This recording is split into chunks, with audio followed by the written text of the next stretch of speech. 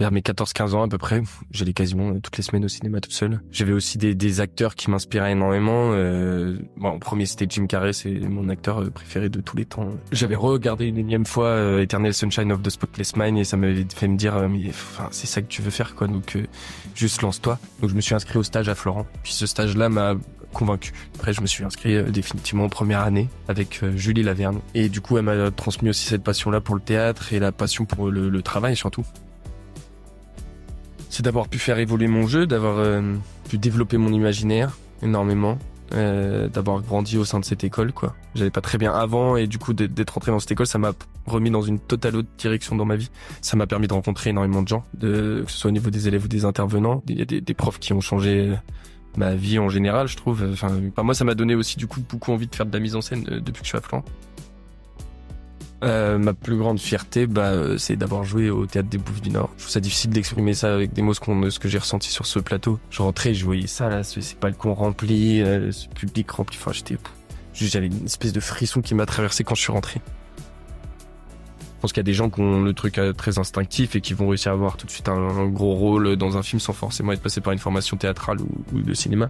Pour moi, ça a été nécessaire et je pense quand même que pour beaucoup de comédiens, ça l'est. Parce que des fois, voilà, on a beaucoup d'exemples de jeunes comédiens qui ont eu un gros rôle direct, qui ont fait un carton, qui ont même gagné des Césars du meilleur espoir ou des choses comme ça, mais qui disparaissent après parce que si tu vas pas derrière développer ton jeu plus en profondeur, je pense que c'est difficile de tenir sur la longueur, de tenir une vraie carrière. Je me rappellerai toujours du monologue d'Hamlet. C'était quand j'avais vu que c'était le monologue d'Hamlet pour le troisième tour. Au début, j'étais en mode ils nous mettent pas la chose la plus facile à jouer, c'est sûr. Mais en fait, après, je me suis dit mais mec, ça se trouve tu joueras jamais Hamlet dans ta vie, donc c'est juste une chance. Et voilà, après, donc je suis rentré en classe libre. Et depuis, ça se passe, c'est génial quoi. Enfin, moi, je trouve que c'est une opportunité de dingue la classe libre. J'ai tourné dans un film Netflix qui était pas une production allemande qui devrait sortir d'ici février. Et on était une petite bande de jeunes. On a tout tourné à Avignon pendant. Moi, j'étais resté un mois à Avignon. On était tous dans le même hôtel. C'était une super expérience quoi, en fait entre jeunes comédiens. Et je tourne aussi dans le film de Cédric Jiménez, Chien 51. Et voilà, c'est des opportunités de fou. Je joue avec des acteurs que j'admire depuis que je suis petit. Je tourne avec Benoît Magimel. Il y a Damien Bonnard que j'adore, Manuel Guillot aussi, Cédric Apieto que j'adore aussi également. Enfin, je tourne qu'avec des acteurs de dingue. Sur Cédric Jiménez, j'ai tourné avec Gilles Lelouch, Hugo Dillon aussi, que des acteurs que j'admire et qui m'apprennent énormément aussi. C'est Jim Carrey, comme j'ai pu le dire. Et sinon, il y a Romain Duris aussi, qui m'a beaucoup inspiré en France. Puis sinon, au théâtre, j'adore Thomas Joly, de base, c'est un de mes comédiens préférés au théâtre. Et puis, surtout, qui est ma pièce préférée de tous les temps, je pense.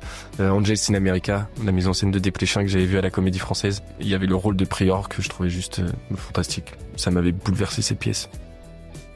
Moi, mon rêve ultime, c'est de tourner avec Michel Gondry. Ou sinon, au théâtre, moi, c'est le français, c'est la Comédie Française. C'est vrai que ça me fait rêver. Moi, c'était les premières pièces que j'avais été voir dans ma vie, c'était au français, avec ma grand-mère, parce qu'elle me disait, il faut absolument qu'on aille au français ensemble. Je pense que ce serait un de mes plus grands rêves, quoi, de pouvoir jouer à la Comédie Française.